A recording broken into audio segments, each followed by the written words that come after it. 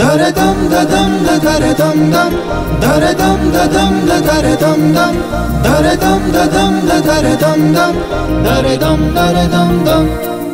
ಕನ್ನಡ ಕಸ್ತೂರಿ ಕನ್ನಡ ಇಡೀ ಜಗತ್ತಿನ ಅತ್ಯಂತ ಪ್ರಾಚೀನವಾಗಿರ್ತಕ್ಕಂತಹ ದ್ರಾವಿಡ ಭಾಷೆ ಕನ್ನಡ. ಎಂದಿಗೂ ಅಳಿಯದ ಭಾಷೆ, ಎಂದಿಗೂ ಅಳಿಯದ ಕಂಪು, ಅದುವೇ ಕನ್ನಡದ ಕಂಪು. ಹೌದು, ನಾವಿವತ್ತು ಇದ್ದೇವೆ ಮಣಿಪಾಲ ಅಂತಾರಾಷ್ಟ್ರೀಯ ಸಾಹಿತ್ಯ ಮತ್ತು ಕಲಾ ವೇದಿಕೆ ಅರ್ಪಿಸುತ್ತಿರುವ ಕನ್ನಡದ ಸಾಹಿತ್ಯೋತ್ಸವದಲ್ಲಿ. ಬನ್ನಿ, ಕನ್ನಡದ ಕಂಪು ಹೇಗೆಲ್ಲ ಸೂಚಿಸ್ತಾ ಇದೆ, ಯಾವೆಲ್ಲ ಕನ್ನಡದ ಮನಸ್ಸುಗಳು ಇಲ್ಲಿ ಸೇರ್ತವೆ, ಕನ್ನಡಕ್ಕಾಗಿ ಇಲ್ಲಿ ಏನೆಲ್ಲ ಕಾರ್ಯಗಳು ನಡೀತಾ ಇವೆ, ಆ ಎಲ್ಲ ವಿಚಾರಗಳ ಕುರಿತು ನಿಮ್ಮ ಮುಂದೆ ನಾವಿಡ್ತೇವೆ. ಹೌದು, ಇದು ಕನ್ನಡದ ಕಂಪು.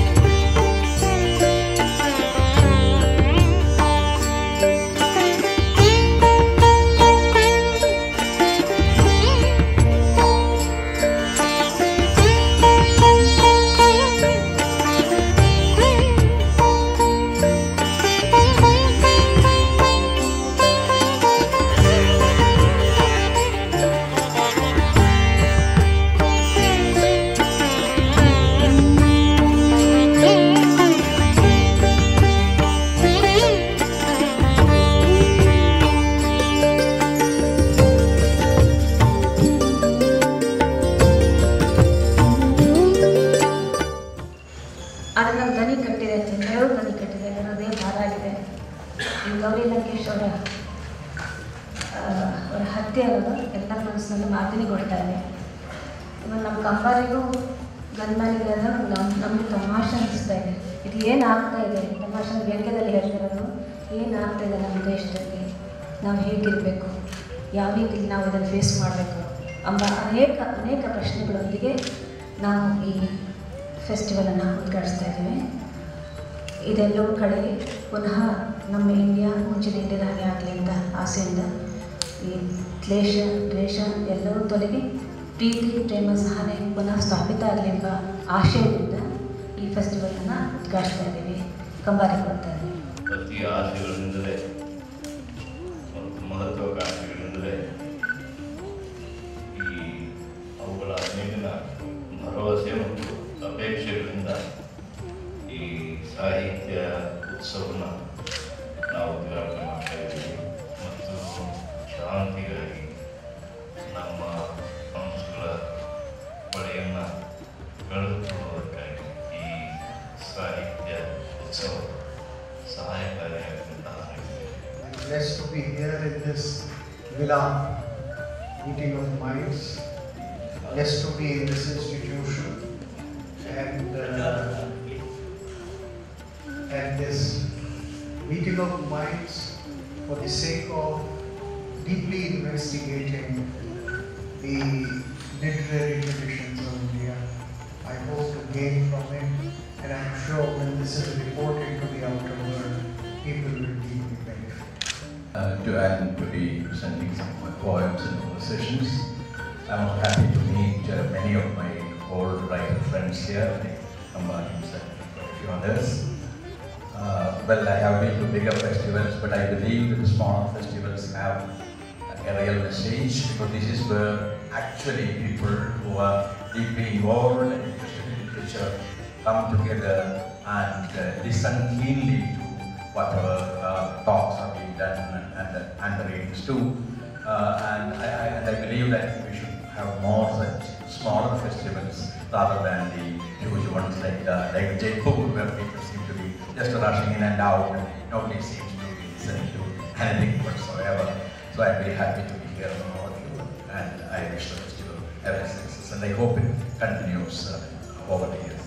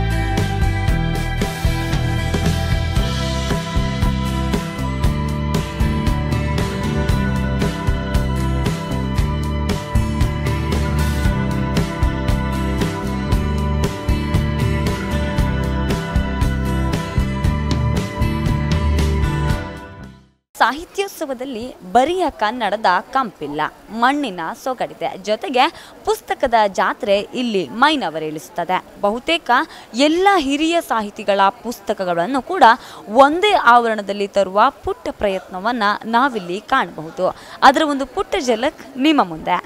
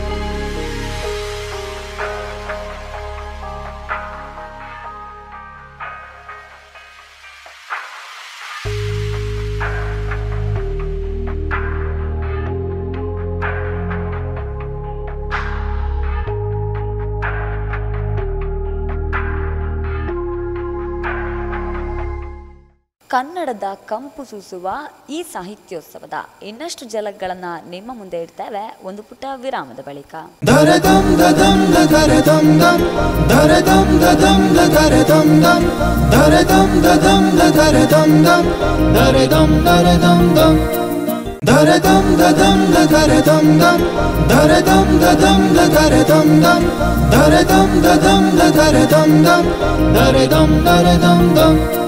ಕನ್ನಡದಲ್ಲಿ ಎಂದಿಗೂ ಮರೆಯಲಾಗದ ಕನ್ನಡದ ಸತ್ವವನ್ನು ಅಷ್ಟೇ ಪರಿಪೂರ್ಣವಾಗಿ ಕಟ್ಟಿಕೊಟ್ಟ ಈ ಮಣ್ಣಿನ ಒಂದಷ್ಟು ಸಾಹಿತಿಗಳು ಸದಾ ನಮ್ಮ ಮನಸ್ಸಿನಲ್ಲಿ ಅಚ್ಚಳಿಯದೆ ಉಳಿಯುತ್ತಾರೆ. ಅಂತಹ ಸಾಹಿತಿಗಳನ್ನು ಪುಟ್ಟ ಚೌಕಟ್ಟಿನೊಳಗೆ ಕಟ್ಟಿ ಹಾಕಬಲ್ಲಂತಹ ಸಾಮರ್ಥ್ಯವಿರುವುದು ಕೇವಲ ಛಾಯಾಗ್ರಾಹಕನಿಗಷ್ಟೇ. ಹೌದು, ನಮ್ಮ ನಡುವೆ ಉಳಿದ ಎಂದಿಗೂ ಅಳಿಯದ ಒಂದಷ್ಟು ಸಾಹಿತ್ಯದ ಮನಸ್ಸುಗಳು ಸದಾ ನಮ್ಮ ನೆನಹುಗಳಲ್ಲಿ ಮತ್ತೆ ಮತ್ತೆ ಹುಟ್ಟಿಕೊಳ್ಳುತ್ತಾನೆ ಇರುತ್ತಾರೆ. ಅಂತಹ ನೆನಹುಗಳನ್ನು ಪುಟ್ಟ ಆಲ್ಬಮ್ನಲ್ಲಿ ಬಚ್ಚಿಡಬಲ್ಲಂತಹ ಕಟ್ಟಿ ಹಾಕಬಲ್ಲಂತಹ ಸಾಮರ್ಥ್ಯವಿರುವುದು ಒಬ್ಬ ಛಾಯಾಗ್ರಾಹಕನಿಗೆ.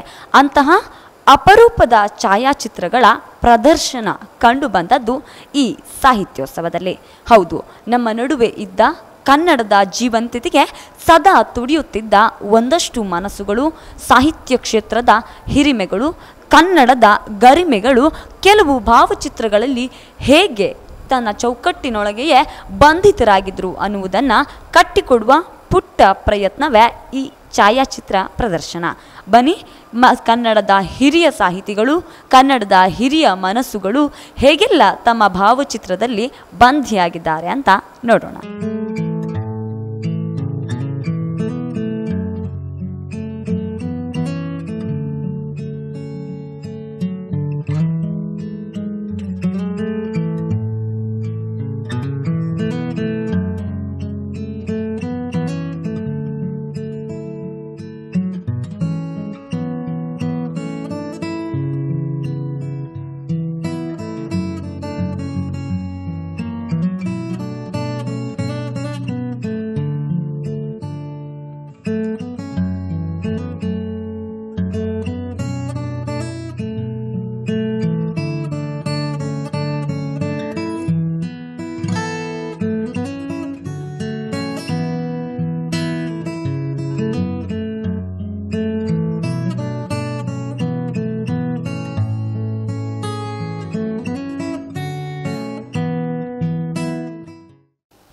ರವಿ ಕಾಣದ್ದನ್ನು ಕವಿ ಕಂಡ, ಕವಿ ಕಾಣಲಾಗದ್ದನ್ನು ಕಲಾಕಾರ ಕಾಣುತ್ತಾನಂತೆ. ಹೌದು, ಕಲಾಕಾರನ ಚಿತ್ತದೃಷ್ಟಿಯಲ್ಲಿ ಮೂಡುವ ಅಭಿವ್ಯಕ್ತಿಗಳೇ ಅನೇಕ. ಅದರಲ್ಲೂ ಕಟ್ಟಿಂಗೇರಿ ಕೃಷ್ಣ ಹೆಬ್ಬಾರರ ಚಿತ್ತದ ಕುಂಚದಲ್ಲಿ ಮೂಡಿದ್ದ ಒಂದಷ್ಟು ಕಲಾಕೃತಿಗಳು ನಿಜಕ್ಕೂ ಪದಗಳಲ್ಲಿ ವರ್ಣಿಸಲಾಗದ್ದು. ಕನ್ನಡ ಸಾಹಿತ್ಯ ಲೋಕದ ಹಿರಿಯ ಶ್ರೇಷ್ಠ ವ್ಯಕ್ತಿಗಳನ್ನು, ಕಂಡು ಕಾಣಲಾಗದ ಭಾವಾಭಿವ್ಯಕ್ತಿಗಳನ್ನು ಕುಂಚದಲ್ಲಿ ಚಿತ್ರಿಸುವ ಅವರ ಪರಿ ನಿಜಕ್ಕೂ ಅನನ್ಯ. ಅಂತಹುದೇ ಮತ್ತು ಎಂದಿಗೂ ಮರೆಯಲಾಗದ ಈ ಸಮಾಜಕ್ಕಾಗಿ ತಮ್ಮನ್ನರ್ಪಿಸಿಕೊಂಡ ಹಿರಿಮೆಗಳನ್ನು ತನ್ನ ಕುಂಚದಲ್ಲಿ ಅನಾವರಣಗೊಳಿಸುವ ಪ್ರಯತ್ನವನ್ನು ಕೆ ಹೆಬ್ಬಾರ್ ಮಾಡಿದ್ದಾರೆ. ರಾಜಕೀಯ ಧುರೀಣರಿರಲಿ, ಸಾಮಾಜಿಕ ಹರಿಕಾರರಿರಲಿ, ಸಾಹಿತಿಗಳಿರಲಿ, ಕಲಾಕಾರರಿರಲಿ, ಕೆ ಹೆಬ್ಬಾರರ ಚಿತ್ತದಲ್ಲಿ ಮೂಡುವಂತಹ ಅವರ ಚಿತ್ರಣಗಳು ಕುಂಚದಲ್ಲಿ ಅಷ್ಟೇ ಸ್ಪಷ್ಟವಾಗಿ ಅಚ್ಚುಗೊಳ್ಳುತ್ತವೆ. ಆ ಅಚ್ಚುಗಳನ್ನು ಒಂದೆಡೆ ಸಂಗ್ರಹಿಸುವ ಪುಟ್ಟ ಪ್ರಯತ್ನವೇ ಈ ಚಿತ್ರಕೂಟ.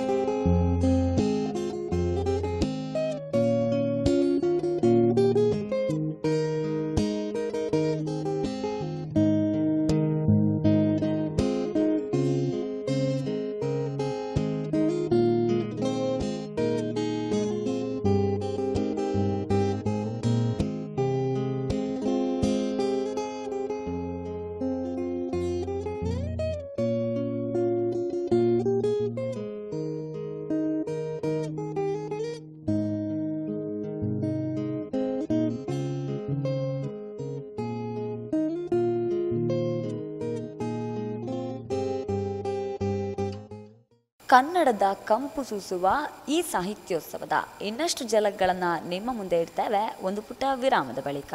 ದರದಂ ದದಂ ದರದಂ ದಂ ದರದಂ ದದಂ ದರದಂ ದಂ ದರದಂ ದದಂ ದರದಂ ದಂ ದರದಂ ದರದಂ ದಂ ದರದಂ ದದಂ ದರದಂ ದಂ ದರದಂ ದದಂ ದರದಂ ದಂ ದರದಂ ದದಂ ದರದಂ ದಂ ದರದಂ ದರದಂ ದಂ. ವಿರಾಮದ ಬಳಿಕ ಮತ್ತೊಮ್ಮೆ ಕನ್ನಡದ ಕಂಪು ವಿಶೇಷ ಕಾರ್ಯಕ್ರಮಕ್ಕೆ ಸ್ವಾಗತ. ಹೌದು, ಇದು ಸಾಹಿತ್ಯೋತ್ಸವದ ನೆನಪು ಹೆಸರೇ. ಆದರೆ ಇಲ್ಲಿ ಕೇವಲ ಸಾಹಿತ್ಯವಿಲ್ಲ, ಕೇವಲ ಕಲೆ ಇಲ್ಲ, ಕೇವಲ ಚಿಂತನೆಗಳಿಲ್ಲ, ಆದರೆ ಒಟ್ಟು ಸಮಾಜದ ಅಭಿವ್ಯಕ್ತಿ. ಆ ಅಭಿವ್ಯಕ್ತಿಗಳ ಕುರಿತಾದ ಚಿಕ್ಕ ನೋಟ ನಿಮ್ಮ ಮುಂದೆ. I invite the dignitaries to the days escorted by Dr. Neeta Inamdar, convener Milab. We have with us today as chief guest prominent Indian poet, playwright, folklorist, director, Gnanapita awardee, recipient of Padma Shri, Professor Chandrasekhar Kambar. As guest of honor, we have one of the most prolific writers of modern Kannada literature, Sahitya Academy Award winner, a gentle soul rife with a strong identity, Mrs. Vaidehi. Dr. Vinod Bhatt, Vice Chancellor, Manipal University, shall be presiding over the ceremony. Jaya Samskari, Jaya Bharati.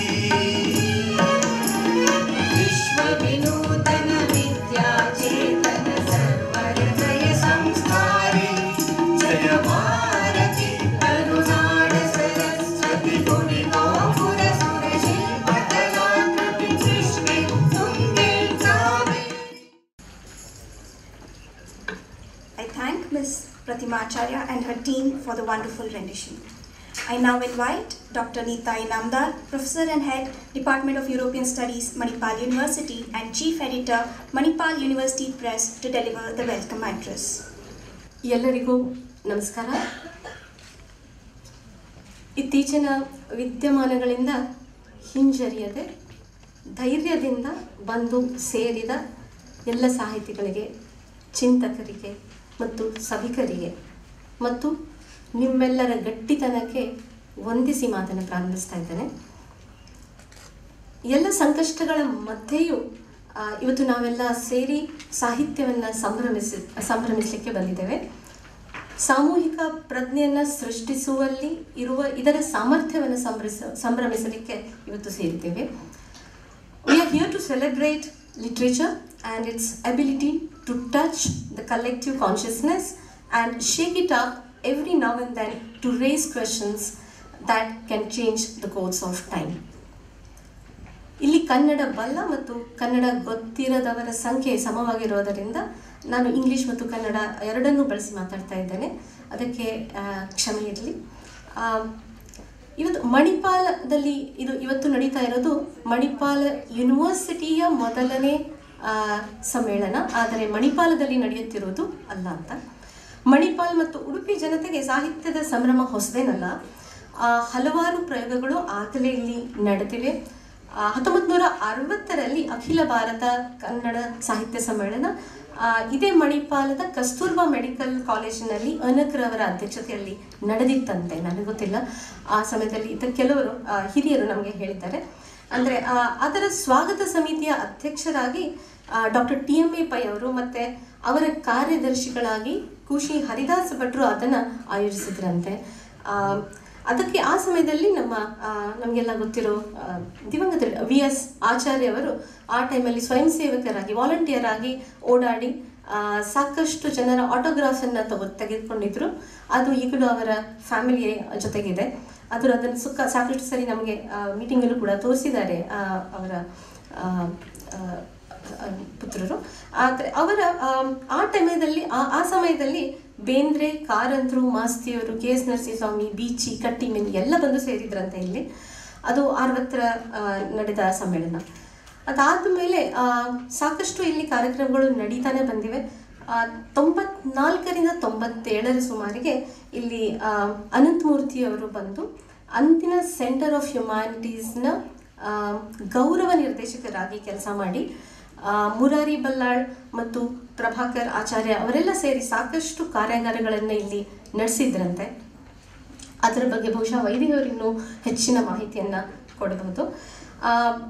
ಆಮೇಲೆ ಇಲ್ಲಿಂದ ಅನಂತಮೂರ್ತಿಯವರು ಇಲ್ಲಿಂದ ಹೊರಟ ಮೇಲೆ ರಂಗಪ್ಪಯ್ಯವರು ಬಂದಿದ್ದಾರೆ, ಇಲ್ಲಿ ಗೊತ್ತಿಲ್ಲ.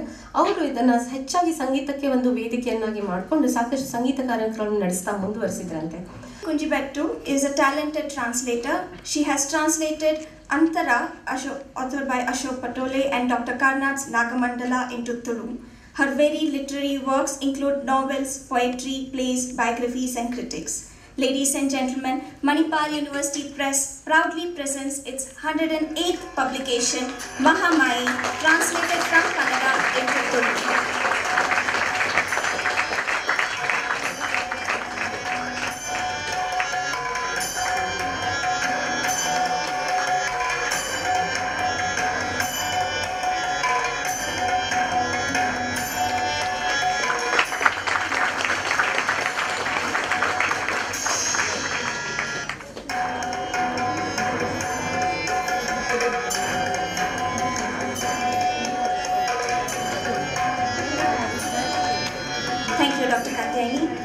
The beautiful painting in the cover page design you see is the work of Miss Praveena Mohan, a classical dancer by profession and also pursuing art.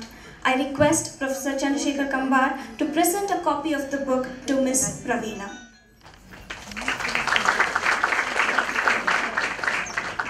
Thank you, sir.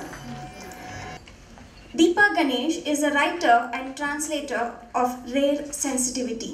A journalist with The Hindu, Deepa has made significant contribution through her writings on culture. She has been translating for nearly 2 decades now. Ladies and gentlemen, Manipal University Press proudly presents its 109th publication, Just a Few Pages, Some Memories of Saraswati by Rajwade, translated from Kannada into English.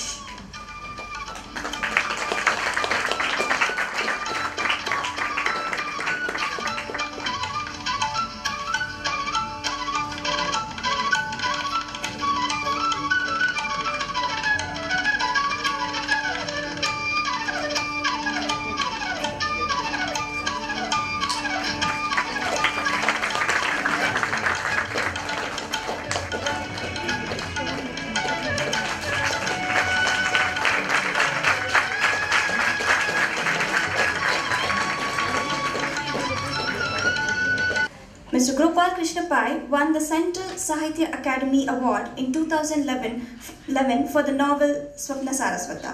He has published 4 short story collections and has translated many other works into Kannada, including an anthology of Chinese short stories.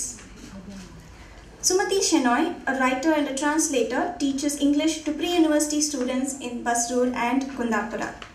M.R. Rakshit teaches English in Bangalore. He has published articles, reviews and interviews and has translated many articles, essays and creative works from Kannada to English. Savita Shastri is a profound reader of English, Hindi and Marathi literature. She has helped translate a contemporary Marathi play, U-Turn, into Kannada. Unfortunately, Ms. Savita Shastri could not make it to this event today, but we have with us her husband, Shri Prabhakar Shastri. I request Shri Prabhakar Shastri to come onto the dais for the book release. Ladies and gentlemen, MUP proudly presents its 110th publication, Swapna Saraswata, translated from Kannada into English.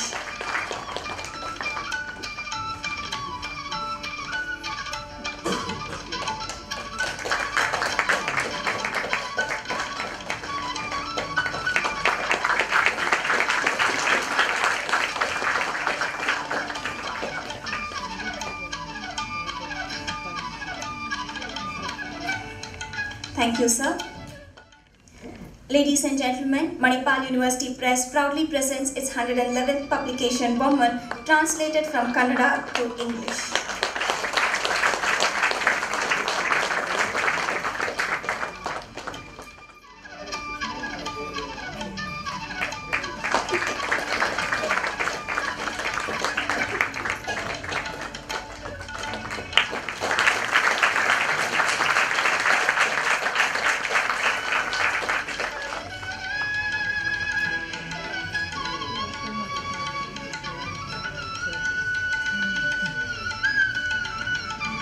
Thank you, sir. Ladies and gentlemen, Manipal University Press proudly presents the 112th publication, Chomase Dakka, translated from Kannada into Sanskrit.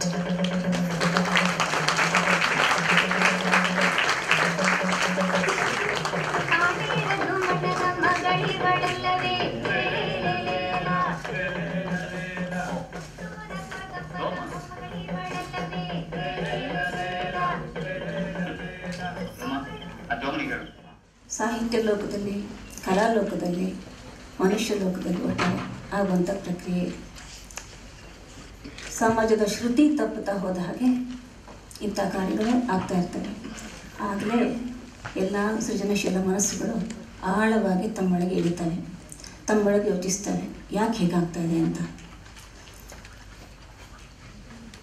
ಆಗಲೇ ನಮ್ಮ ಅನೇಕ ರೀತಿಯ ಕಲ್ಪನೆಗಳು, ವಿಚಾರಗಳು ಹೊಸ ಹೊಸ ರೀತಿಯಲ್ಲಿ ಹುಟ್ಕೊಳ್ತಾ ಹೋಗ್ತವೆ ಮತ್ತು ಧಾರೆಯಾಗಿ ಹರಿತಾ ಹೋಗ್ತವೆ. ಮಣಿಪಾಲ್ ಯೂನಿವರ್ಸಿಟಿ ಈ ಫೆಸ್ಟಿವಲ್ನ ಇವತ್ತು ಏರ್ಪಡಿಸ್ತಿರೋದು ನನಗಂತೂ ತುಂಬ ಹೆಮ್ಮೆಯ ವಿಷಯ.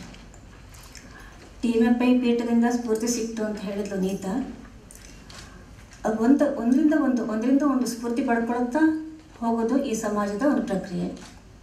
ನನಗೆ ಮೂಲತಃ ಸ್ಫೂರ್ತಿ ಸಿಕ್ಕಿದ್ದು, ನನ್ನೆಲ್ಲ ಕಾರ್ಯಗಳಿಗೂ ಒಂದು ರೀತಿಯ ದೃಷ್ಟಿಕೋನ ಸಿಕ್ಕಿದ್ದು ಹೆಗ್ಗೋಡಿನ ನೀನಾಸಂನಿಂದ. 83ನೇ ಇಸ್ವಿಯಿಂದ ನಿರಂತರವಾಗಿ ನನ್ನ ಹೆಗ್ಗೋಡಿಗೆ ಹೋಗ್ತಾ ಇದ್ದೆ.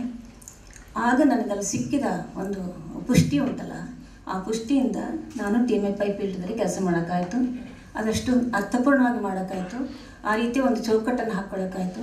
ಅದು ಅಲ್ಲಿಂದ ಫೆಸ್ಟಿವಲ್ಗೆ ದಾಪುಗಾಲಿನಲ್ಲಿ ಬಂದು ಇಷ್ಟು ಚಂದವಾಗಿ, ಇಷ್ಟು ಅರ್ಥಪೂರ್ಣವಾಗಿ ಮತ್ತು ಈ ರೀತಿಯ ಒಂದು ವ್ಯವಸ್ಥಿತವಾಗಿ ನಡೀತಾ ಇದ್ದನ್ನು ತುಂಬ ಹೆಮ್ಮೆ ಆಗ್ತದೆ.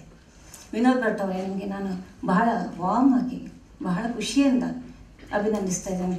ಇದು ಆಗಬೇಕಿತ್ತು. ಅದು ನಮ್ಮ ಮಣಿಪಾಲ ಅಂದರೆ ದುಡ್ಡು ಅಂತ ಸಾಮಾನ್ಯವಾಗಿ ಒಂದು ಹೊರಗಿನ ನಜರಿರುತ್ತೆ. ದುಡ್ಡು ಮಾತ್ರ ಅಲ್ಲ, ದುಡ್ಡು ಮಾತ್ರ ಎಂದೂ ಸಾಧ್ಯ ಇಲ್ಲ. ಯಾಕೆ ಈ ಥರ ಕಲ್ಪನೆ ಬರ್ತಾ ಅಂದರೆ, ಎಂಜಿನಿಯರ್ಸ್, ಡಾಕ್ಟರ್ಸ್ ಮತ್ತು ಈ ಎಲ್ಲ ಪದವೀಧರರು ಎಲ್ಲವೂ ಹೋಗೋದು ಕೊನೆಗೆ ಒಂದು ಹೊಟ್ಟೆಪಾಡಿಗೆ, ಒಂದು ಒಳ್ಳೆಯ ಉದ್ಯೋಗಕ್ಕೆ, ಒಂದು ದುಡ್ಡಿನ ಮನೆಗೆ, ಆಮೇಲೆ ಅದರ ಮೂಲಕ ಆಗುವಂಥ ಅನೇಕ ರೀತಿಯ ಆಸೆ ಆಕಾಂಕ್ಷೆಗಳಿಗೆ. ಆದರೆ ಕೊನೆಗೂ ನಮಗೆ ಒಂದು ಕ್ಷಣ ಅವರೆಲ್ಲರೂ ನಿಂತಾಗ ಮನಸ್ಸಿನ ಒಳಗೆ, ಹೃದಯದ ನೆಲೆಗೆ ಒಂದು ಅಂಶ ಬೇಕಾಗುತ್ತೆ. ಅದು ಯಾವುದು ಅಂದರೆ ಸಾಹಿತ್ಯ, ಸಂಗೀತ, ಫೋಟೋಗ್ರಫಿ, ಸಿನಿಮಾ. ಇದರಿಂದಲೇ ನಮಗೆ ಮನುಷ್ಯ ಆಗೋಕ್ಕೆ ಸಾಧ್ಯ. ಇವತ್ತು ನಾವು ಮನುಷ್ಯತ್ವವನ್ನೇ ಮರಿತಾ ಇರುವಂಥ ಇಂಥ ಕಾಲದಲ್ಲಿ ಒಂದು ಯೂನಿವರ್ಸಿಟಿ ಮಕ್ಕಳನ್ನು ಗಮನದಲ್ಲಿ ಇಟ್ಕೊಂಡು, ವಿದ್ಯಾರ್ಥಿಗಳನ್ನ ಗಮನದಲ್ಲಿ ಇಟ್ಕೊಂಡು ಇಷ್ಟೆಲ್ಲವನ್ನು ಹಮ್ಮಿಕೊಂಡಿದೆ ಅಂದರೆ ಇದು ನಿಜವಾಗಿ ಒಂದು ದೊಡ್ಡ ಮಹತ್ವದ ಸಂಗತಿ ಇವತ್ತು.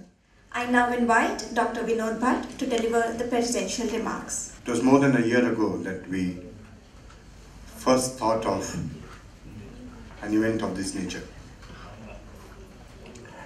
Well, it took a different form, that's a different story. We wanted it to center around literature. We wanted to build around writing and reading. I think 6 months back, it was coined as Milap, and we brought in a lot more. And I thought, why not? So if you can bring literature and art together in a land, in a region which has seen giants in both fields. We had Karant, we had Hebar. We have contemporary writers all in this hall. We have Professor Vivek Rai, we have Jayant Kaikini, we have so many others in this field. Also people who are in theatre, in performing arts, in music and dance. And therefore I thought, why not? But this is going to be not merely an annual event. The art year for the university begins on 1st of September, ends on 31st August. It will be a cycle.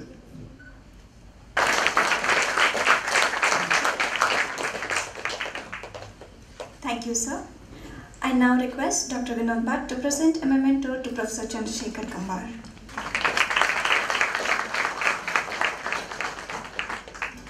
I request Dr. Vinod Bhatt to present a memento to Mrs. Vaidehi.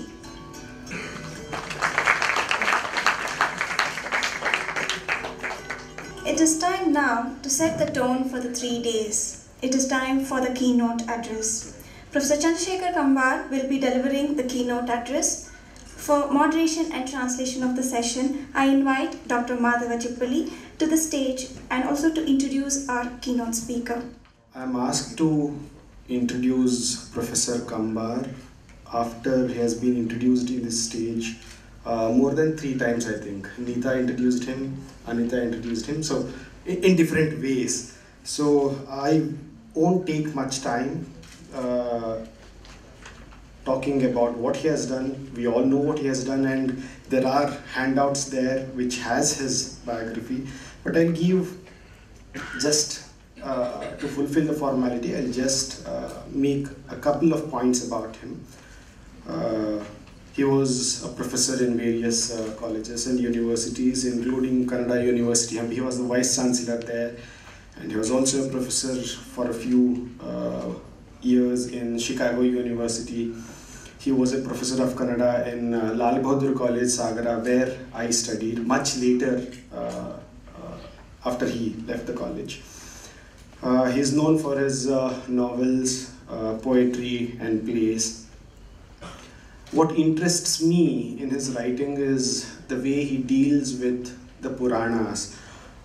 He does not see, what is interesting in his writing is he does not go back to the already established Puranas that we know, like Mahabharata or Bhagavata or Ramayana.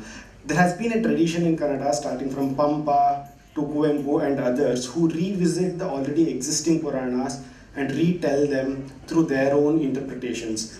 But what Kambar does is he creates his own Puranas. Kambar does not use the Puranas, but he creates new Puranas. Sammanya Kulpatigale, Sahodari Vaidehi ಅವರೇ, ಇನಾಮದಾರ್ ಅವರೇ, ಮುಂದೆ ಕೂತಿರ್ತಕ್ಕಂಥ ನನ್ನ ಸ್ನೇಹಿತರಾದಂಥ ಸಚ್ಚಿದಾನಂದ್ ಮತ್ತು ಇಲ್ಲಿಯ ಸ್ನೇಹಿತರು ಇದ್ದಾರೆ. ನಾನೇನು ಈ ಸಂದರ್ಭದಲ್ಲಿ ಹೇಳಬೇಕಾಗಿತ್ತೋ ಅಂಥದ್ದೊಂದು ಪತ್ರಿಕೆಯನ್ನು, ಇಂಗ್ಲೀಷ್ನಲ್ಲಿ ಬರೆದ ಪತ್ರಿಕೆಯನ್ನು ತಮಗೆಲ್ಲ ಕೊಟ್ಟಿದ್ದೇನೆ. ಪ್ರಾರಂಭದಲ್ಲೇ ಕುಲಪತಿಗಳಿಗೆ ಇಂಥದ್ದೊಂದು ಅವಕಾಶ ಮಾಡಿಕೊಟ್ಟದ್ದಕ್ಕೆ ನಾನು ಕೃತಜ್ಞನಾಗಿದ್ದೇನೆ. ನಿಮಗೆ ವಂದನೆಗಳನ್ನು ಹೇಳೋದಕ್ಕೆ ಇಷ್ಟಪಡ್ತೇನೆ.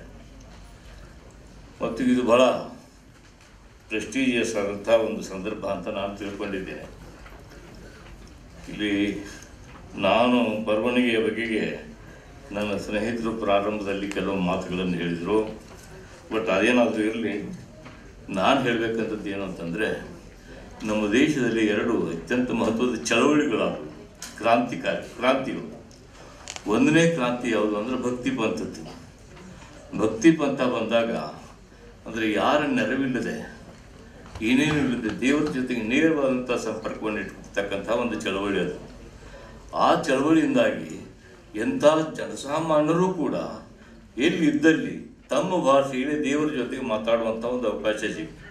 ತಮ್ಮ ಭಾಷೆಯಲ್ಲಿ, ತಮ್ಮ ದೇಶಿ ಭಾಷೆ ಅಥವಾ ಇನ್ನೇನಾದರೂ ಕಲಿತಿದ್ರೆ ಆ ಭಾಷೆ, ತಮ್ಮ ಭಾಷೆಯಲ್ಲಿ ದೇವರ ಜೊತೆಗೆ ಮಾತಾಡುವಂಥ ಅವಕಾಶ ಸಿಕ್ಕು. ಭಕ್ತಿ ಚಳವಳಿ ಎಷ್ಟು ವ್ಯಾಪಕವಾಗಿ ಬೆಳೀತು, ನಮ್ಮ ದೇಶದಲ್ಲಿ ಬೆಳೀತು ಅಂತ ಹೇಳಿತಂದರೆ ಅದನ್ನು ಕುರಿತಾಗಿಯೇ ಎಷ್ಟೊಂದು ಬಯಲಾಟಗಳು ಹುಟ್ಟಿದ್ವು. ಆಮೇಲೆ ಎಷ್ಟೊಂದು ಜನಪದ ಸಾಹಿತ್ಯ ಹುಟ್ಟಿತು. ಅದು ಅಪಾರವಾದಂತಹ ಜಾನಪದ ಸಾಹಿತ್ಯ ಹುಟ್ಟಿತು. ಅದು ನಮ್ಮಲ್ಲಿ ಒಂದು ದೊಡ್ಡ ಚೈತನ್ಯವನ್ನು ಉಂಟು ಮಾಡಿತು ಅಂತ ಅಂದರೆ. 2ನೇ ಚಳವಳಿ ಯಾವುದು ಅಂತಂದ್ರೆ, ಸ್ವಲ್ಪ ನೀರು ಕುಡಿ. 2ನೇ ಚಳವಳಿ ಯಾವುದು ಅಂತಂದರೆ, ಬ್ರಿಟಿಷರು ಬಂದ ಮೇಲೆ ಎಜುಕೇಷನನ್ನು ಕಂಪಲ್ಸರಿ ಮಾಡಿತ್ತು. ಅದು ಇಲ್ಲಿ ತನಕ ಊರಿಗೆ ಒಬ್ಬೊಬ್ಬ ಕಲ್ತಾವಿರ್ತಿದ್ದ. ಅವನು ಕಲ್ತಾವನಿದ್ದು ಅವನೇನೋ ಒಂದಷ್ಟು ಪುಸ್ತಕ ಓದಿ ಇಡೀ ಅವನೇ ಎಲ್ಲ ಸರ್ಕಾರಿ ದಾಖಲೆಗಳನ್ನು ಹೇಳೋದು ಅವನೇ, ಅಥವಾ ಇನ್ನೇನಾದರೂ ಮಹತ್ವದ ದಾಖಲೆಗಳಿದ್ರು ಹೇಳೋದು ಅವನೇ. ಹೀಗಾಗಿ ಅವನ ಗುಂಟ ಎಲ್ಲ ಸ್ವಲ್ಪ ಅವನೇ ಒಂಥರ ಮಹತ್ವದ ವ್ಯಕ್ತಿ ಆಗ್ತಿದ್ದ. ಆದರೆ ಯಾವಾಗ ಸಾರ್ವಜನಿಕರೆಲ್ಲ ಶಿಕ್ಷಣ ಕಲಿಬೇಕು ಅಂತ ಆಯಿತು, ದೊಡ್ಡ ಕ್ರಾಂತಿ ಆಯಿತು ನಮಗೆ. ಎಲ್ರಿಗೂ ಅಕ್ಷರ ಬಿದ್ದ ಮೇಲೆ, ಅಕ್ಷರ ಎದೆಗೆ ಬಿದ್ದ ಮೇಲೆ ಎಂಥದ್ದಾಯಿತು ಅಂತ ಹೇಳಿತಂದ್ರೆ, ಎಂಥ ದೊಡ್ಡ ಕ್ರಾಂತಿ ಆಯಿತು ಅಂತ ಹೇಳಿತಂದರೆ, ಕ್ರಾಂತಿ ಆಯಿತು, ಅಷ್ಟೇ ಅಪಾಯಕಾರಿಯಾದಂಥ ಅಂಶಗಳು ಬೆಳೆದು ಬಂದು. ಅಪಾಯಕಾರಿಯಾದಂಥ ಅಂಶಗಳೇನು ಅಂತ ಹೇಳಿತಂದರೆ, ಮೆಕಾಲೆ ಒಂದು ಶಿಕ್ಷಣ ಕಮಿಟಿಯನ್ನು ಮಾಡಿದ್ರು. ಈ ಭಾರತೀಯರಿಗೆ ಯಾವ ಬಗೆಯ ಎಜುಕೇಷನ್ ಕೊಡಬೇಕು ಅಂತೇಳಿ ಬಂದಿದ್ರು. ಯಾವ ಬಗೆಯ ಎಜುಕೇಷನ್, ಇದರಲ್ಲಿ ಮೂರು ಜನ ಭಾರತೀಯರಿದ್ದರು, 3 ಜನ ಬ್ರಿಟಿಷರಿದ್ದರು. ಆ 3 ಜನ ಭಾರತೀಯರಲ್ಲೇ ರಾಜಾ ರಾಮ್ ಮೋಹನ್ ರಾಯ್ ಒಬ್ಬರು. ಬ್ರಿಟಿಷರೆಲ್ಲ ಹೇಳಿದ್ರು ಅವ್ರಿಗೆ ಇಂಡಿಯನ್ ರೀತಿಯ ಎಜುಕೇಷನನ್ನೇ ಕೊಡಿ ಅಂತ. ಆಮೇಲೆ ಈ ನಮ್ಮ ರಾಜಾ ಮೋಹನ್ ರಾಯರ ನೇತೃತ್ವದ 3 ಜನ ನಮಗೆ ಇಂಗ್ಲೀಷ್ ಭಾಷೆಯನ್ನು ಕೊಡಿ ಅಂತ ಹೇಳ್ತಾರೆ, ಇಂಗ್ಲೀಷ್ ತಿಳುವಳಿಕೆಯನ್ನು ಕೊಡಿ ಅಂತಂದ್ರು. ಇಂಗ್ಲೀಷ್ ಕಲಿಸಿರಿ ನಮಗೆ ಅಂತೇಳಿ ಹೇಳಿದರು. ಆಮೇಲೆ ಅವರು ಮೆಕಾಲೆ ಅದಕ್ಕೆ 4ನೇ ಓಟನ್ನು ಹಾಕಿ ಬಹುಮತ ಅಂತ ಮಾಡಿ ಇಂಗ್ಲೀಷನ್ನು ಕೊಡಬೇಕು ಅಂತ ಆಯಿತು. ಈಗ ಇಂಗ್ಲೀಷ್ ಆಫಿಷಿಯಲ್ ಲ್ಯಾಂಗ್ವೇಜ್ ಆಯಿತು. ಇಂಗ್ಲೀಷ್ ಆಫಿಷಿಯಲ್ ಲ್ಯಾಂಗ್ವೇಜ್ ಅದಕ್ಕೆ ಮಾಡಿದ ಮೊದಲನೇ ಕೆಲಸ ಏನು ಅಂತ ಹೇಳ್ತಂದರೆ, ನಾವು ವಿದ್ಯೆಗೋಸ್ಕರ ಒಂದು ಭಾಷೆಯನ್ನು ಸಾಕಿದ್ದೀವಿ ನಾವು, ಸಂಸ್ಕೃತವನ್ನು. ಅಂದ್ರೆ ನಮ್ಮ ಎಲ್ಲ ಕನ್ನಡದಲ್ಲಿ ಏನು ಬೇಕು ತಿಳುವಳಿಕೆ ಅದೆಲ್ಲ ಇದೆ, ಕಾವ್ಯಗಳಿದ್ದಾವೆ. ಆಮೇಲೆ ಬನ್ನಿ ಈ ಸಾಹಿತ್ಯೋತ್ಸವದ ರೂವಾರಿಗಳಾಗಿರ್ತಕ್ಕಂತಹ ಪ್ರೊಫೆಸರ್ ನೀತಾ ಇನಾಮ್ದಾರ್ ಅವರು ನಮ್ಮ ಜೊತೆ ಇದ್ದಾರೆ, ಅವ್ರ ಜೊತೆ ಮಾತನಾಡೋಣ. ಎಸ್ ಮೇಡಮ್, ಈ ಮಿಲಾಪ್ ಹೇಗೆ ಹುಟ್ಟಿಕೊಳ್ತು ಅಂತ? ಇದು ಯೂನಿವರ್ಸಿಟಿಯಲ್ಲಿ ಒಂದು ನಮ್ಮ ಎಡಿಟೋರಿಯಲ್ ಬೋರ್ಡ್ ಇರುತ್ತೆ, ಮಣಿಪಾಲ್ ಯೂನಿವರ್ಸಿಟಿ ಪ್ರೆಸ್ನ ಎಡಿಟೋರಿಯಲ್ ಬೋರ್ಡಲ್ಲಿ ನಮ್ಮ vice chancellor doctor Vinod Bhat ಅವರು ನಮಗೆಲ್ಲ ಹೇಳಿದರು. ಒಂದು ದಿವಸ ನಾವು ಒಂದು ದೊಡ್ಡ ಮೀಟಿಂಗಲ್ಲಿದ್ವಿ, ಈ ರೀತಿ ಒಂದು ಸಾಹಿತ್ಯ ಸಮ್ಮೇಳನ ಮಣಿಪಾಲದಲ್ಲಿ ನಡೀಬೇಕು, ಸಣ್ಣದಾಗಿ ಪ್ರಾರಂಭವಾದರೂ ಪರವಾಗಿಲ್ಲ, ಮುಂದೆ ದೊಡ್ಡದಾಗಿ ತಾನಾಗಿ ಬೆಳೀತಾ ಹೋಗ್ತದೆ, ಪ್ರಾರಂಭ ಮಾಡ್ಕೊಳ್ಳಿ ಅಂತ ಹೇಳಿದರು. ಅದಕ್ಕೆ ಯೂನಿವರ್ಸಿಟಿಯಿಂದ ಬೇಕಾದ ಎಲ್ಲ ಸಹಾಯ ನಾವು ಕೊಡ್ತೇವೆ ಅಂತ ಹೇಳಿದ ಮೇಲೆ ನಾವು ಕೆಲವರು ಸೇರಿ ಅದರ ಬಗ್ಗೆ ಬ್ರೈನ್ ಸ್ಟಾರ್ಮಿಂಗ್ ಮಾಡಿ ಅದನ್ನು ಪ್ರಾರಂಭ ಮಾಡಿದ್ವಿ. ತುಂಬ ಸಂತೋಷ ಆಗಿದೆ ನಮಗೆಲ್ಲ ಇದ್ರ ಬಗ್ಗೆ. ಸಾಮಾನ್ಯವಾಗಿ ಸಾಹಿತ್ಯ ಸಮ್ಮೇಳನಗಳು ಬೇರೆಯದೇ ರೀತಿಯಲ್ಲಿರ್ತದೆ. ನಾವು ಸಾಮಾನ್ಯವಾಗಿ ನಂಬ್ತೇವೆ 1000 ಸಂಖ್ಯೆಗಳನ್ನು ಸೇರಿಸೋದಕ್ಕಿಂತ 100 ಒಳ್ಳೆಯ ಮನಸ್ಸುಗಳನ್ನು ಸೇರಿಸೋದು ಬಹಳ ಮುಖ್ಯ ಅಂತ. ಸೊ ಈ ಮನಸ್ಸುಗಳನ್ನು, ಬಹಳ ತೂಕವಿರ್ತಕ್ಕಂಥ ಮನಸ್ಸುಗಳನ್ನು ಆಯ್ಕೆ ಹೇಗೆ ಮಾಡಿದ್ರಿ ಅಂತ? ಈ ಕಾರ್ಯಕ್ರಮಕ್ಕೆ ಈಗ ಒಂದು 40ಕ್ಕೂ ಹೆಚ್ಚಾಗಿ ಬರಹಗಾರರು, ವಿಮರ್ಶಕರು ಮತ್ತು ಒಳ್ಳೆಯ ಓದುಗರನ್ನು ಒಟ್ಟು ಸೇರಿಸಿದ್ದೇವೆ. 40ಕ್ಕೂ ಹೆಚ್ಚಿಗೆ ರಿಸೋರ್ಸ್ ಪರ್ಸನ್ಸ್ ಇಲ್ಲಿ ಬಂದು ಸೇರಿದ್ದಾರೆ ಇವತ್ತಿಗೆ. ಅದು ನಮಗೆ ತುಂಬ ಸಂತೋಷ. ಇವರ ಜೊತೆ 25,000 ವಿದ್ಯಾರ್ಥಿಗಳು ಮಣಿಪಾಲದಲ್ಲಿ ಅಭ್ಯಾಸ ಮಾಡ್ತಾರೆ. ಅದರಲ್ಲಿ ಒಂದು 100-150ಕ್ಕೂ ಹೆಚ್ಚಿನ ವಿದ್ಯಾರ್ಥಿಗಳು ಇದರಲ್ಲಿ ಆ್ಯಕ್ಟಿವ್ ಆಗಿ ಪಾಲ್ಗೊಂಡಿದ್ದಾರೆ. ಅದಲ್ಲದೆ ಒಂದು 250ಕ್ಕೂ ಹೆಚ್ಚು ಜನ ಮಕ್ಕಳು ಇದರಲ್ಲಿ ಪಾಲ್ಗೊಳ್ತಾ ಇದ್ದಾರೆ. ಬೇರೆ ಬೇರೆ ರೀತಿಯಲ್ಲಿ ಲೇಖಕರೊಂದಿಗೆ ಮಾತಾಡ್ತಾ ಇದ್ದಾರೆ, ಕಲಿತಾ ಇದ್ದಾರೆ. ಅದು ನಮಗೆ ಸಂತೋಷ. ತುಂಬ ದೊಡ್ಡದಾಗಬೇಕಂದ್ರೆ 1000 ಗಟ್ಟಲೆ ಜನ ಬರಬೇಕು ಅಂತ ಏನಿಲ್ಲ ನಮಗೆ. ಆದರೂ ಕೂಡ ಇದೇನು ನಡೀತಾ ಇದೆ, ಇದರಲ್ಲಿ ನಮಗೆ ಒಂದು ವರ್ಕ್ಶಾಪ್ ಕೂಡ ಆಗ್ತಾಯಿದೆ, ಒಂದು ಟ್ರಾನ್ಸ್ಲೇಷನ್ ವರ್ಕ್ಶಾಪ್ ಮಾಡ್ತಾ ಇದ್ದೇವೆ. ಅದರಿಂದ ನಮಗೆ 8-10 ಜನ ಒಳ್ಳೆಯ ಅನುವಾದಕರು ಹೊರಗೆ ಬಂದರೂ ನನಗೆ ತುಂಬ ಸಂತೋಷ. ಈ ವೇದಿಕೆಯಲ್ಲಿ ಕಲೆ, ಸಾಹಿತ್ಯ, ಸಂಸ್ಕೃತಿ ಎಲ್ಲವನ್ನ ಒಟ್ಟಿಗೆ ತರಬೇಕು ಅನ್ನುವಂತಹ ಉದ್ದೇಶ ಹೇಗೆ ಹುಟ್ಟಿಕೊಳ್ತು ಅಂತ, ಇದೇ ವೇದಿಕೆಯಲ್ಲಿ ಒಟ್ಟಿಗೆ ನೋಡಬೇಕು ಅನ್ನುವಂತಹ ಕಲ್ಪನೆ ಯಾರದ್ದು ಅಂತ? ಇದು ನಮ್ಮೆಲ್ಲರ ಒಂದು ಕಲೆಕ್ಟಿವ್ ಕಲ್ಪನೆ, ನಮ್ಮೆಲ್ಲರ ಸಾಮೂಹಿಕ ಕಲ್ಪನೆ. ನಮ್ಮಲ್ಲಿ ನಾನಲ್ಲದೆ ನನ್ನ ಜೊತೆಯಲ್ಲಿ ಗಾಯತ್ರಿ ಪ್ರಭು ಅವರಿದ್ದಾರೆ, ರಾಹುಲ್ ಪುಟಿಯವರಿದ್ದಾರೆ, ಪ್ರವೀಣ್ ಶೆಟ್ಟಿಯವರು, ನನ್ನ ಅನೇಕ ಸಹೋದ್ಯೋಗಿಗಳು ಇದರ ಜೊತೆ ಕೆಲಸ ಮಾಡಿದ್ದಾರೆ. ಎಲ್ಲರೂ ಒಂದೊಂದು ಬೇರೆ ಬೇರೆ ವಿಚಾರಗಳನ್ನು ಇದಕ್ಕೆ ಕೊಡುಗೆಯಾಗಿ ಕೊಟ್ಟಿದ್ದಾರೆ. ನಾವು ಮೊದಲು ಪ್ರಾರಂಭ ಮಾಡಿದ್ದು ಒಂದು ಲಿಟ್ರರಿ ಮೀಟ್ ಮತ್ತು ಒಂದು ಟ್ರಾನ್ಸ್ಲೇಷನ್ ವರ್ಕ್ಶಾಪ್ ಮಾಡಬೇಕು ಅಂತ. ಆಮೇಲೆ ಅದರ ಜೊತೆಗೆ ನಮ್ಮ ಕೆಲವು ಸಹೋದ್ಯೋಗಿಗಳು ಬಂದು ಇಲ್ಲ ಈ ರೀತಿಯೂ ಮಾಡಬಹುದು, ಒಂದು ಫಿಲ್ಮ್ ಫೆಸ್ಟಿವಲ್ ಮಾಡೋಣ, ಮತ್ತು ಇನ್ನೊಬ್ಬರು ಬಂದು ಹೇಳಿದರೆ ಇಲ್ಲ ನಾವು ಒಂದು ಯುವ ವೇದಿಕೆಯನ್ನು ಸೃಷ್ಟಿ ಮಾಡೋಣ ಅಂತ. ಈ ರೀತಿ ಬೇರೆ ಬೇರೆದವರು ಕಾಂಟ್ರಿಬ್ಯೂಟ್ ಮಾಡಿ ಇವತ್ತು ಎಲ್ಲರೂ ಸೇರಿ ಕೆಲಸ ಮಾಡೋ ಹಾಗಾಗಿದೆ. ಎಸ್ ಮೇಡಮ್, ಈ ಕಾರ್ಯಕ್ರಮ ಯಶಸ್ವಿಯಾಗಿದೆ. ಇನ್ನು ಮಿಲಾಪ್ನಿಂದ ಮುಂದಿನ ದಿನಗಳಲ್ಲಿ ಯಾವ ರೀತಿಯ ಕಾರ್ಯಕ್ರಮಗಳನ್ನು ಯೋಚನೆ ಮಾಡಿದ್ದೀರಾ ಅಂತ? ನಿನ್ನೆ ಉದ್ಘಾಟನಾ ಸಮಾರಂಭದಲ್ಲಿ ನಮ್ಮ ವೈಸ್ ಚಾನ್ಸಲರ್ ಹೇಳಿದ ಹಾಗೆ ವರ್ಷ ಪೂರ್ತಿಯಾಗಿ ನಾವು ಕೆಲವು ಕಾರ್ಯಕ್ರಮಗಳನ್ನು ನಡೆಸ್ಕೊಂಡು ಹೋಗ್ತಾ ಇರ್ತೇವೆ. ಆದರೆ ವರ್ಷಕ್ಕೊಮ್ಮೆ ಮಿಲಾಪ್ ಮಾತ್ರ ಸ್ವಲ್ಪ ದೊಡ್ಡದಾಗಿ ಆಗ್ತದೆ. ಬಹುಶಃ ಮುಂದಿನ ವರ್ಷ ಇದಕ್ಕಿಂತ ಸ್ವಲ್ಪ ದೊಡ್ಡದಾಗಿ ಆಗುತ್ತಾ ಅಂತ ನೋಡಬೇಕು ಅಷ್ಟೇ. ಆದರೆ ವರ್ಷ ಪೂರ್ತಿಯಾಗಿ ಕೆಲವು ಕಾರ್ಯಕ್ರಮಗಳನ್ನು ಹಮ್ಮಿಕೊಳ್ತಾನೆ ಇರ್ತೇವೆ, ನಿಮಗೆಲ್ಲ ಹೇಳ್ತಾ ಇರ್ತೇವೆ. ಬನ್ನಿ. ಖಂಡಿತ. Thank you so much madam. ಮಿಲಾಪ್ನಿಂದ ಇನ್ನಷ್ಟು ಕನ್ನಡದ ಕೆಲಸಗಳು, ಇನ್ನಷ್ಟು ಭಾಷೆಯ ಕೆಲಸಗಳು ಆಗಲಿ ಅಂತ ನಾವು ಕೂಡ ಹಾರೈಸ್ತೇವೆ. ದರದಂ ದದಂ ದರದಂ ದಂ ದರದಂ ದದಂ ದರದಂ ದಂ ದರದಂ ದದಂ ದರದಂ ದಂ ದರದಂ ದರದಂ ದಂ